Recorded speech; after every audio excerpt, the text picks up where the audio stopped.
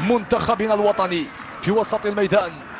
بوداوي مباشرة إلى توغاي، 1-2 مع عطال. الانطلاقة تأتي من هشام الخطير والسريع. بوداوي يحاول المرور. هشام مرة، هشام وزع، هشام خطير.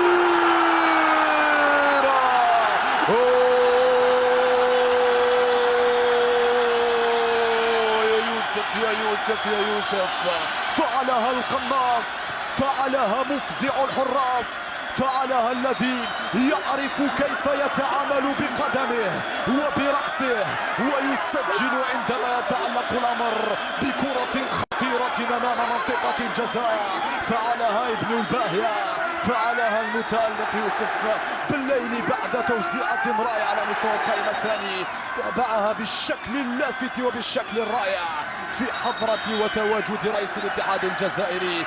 حرز إلى الجانب الأيسر، الآن وصلت لحجام. حجام وتوزيعاته، هل سيمر حجام 1-على-1؟ يختار العودة إلى الخلف. الانطلاقة من يوسف، يوسف بلمسة إلى حجام خطير. الثاني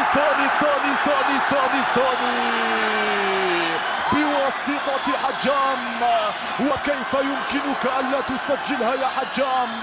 والتمريرة جاءتك على طابق من ذهب من قبل القناص، من قبل المبدع يوسف بالليلي، الذي يقول تألقي في البطولة التونسية أمام أو رفقة الترجي التونسي لم يأتي من وحي الخير.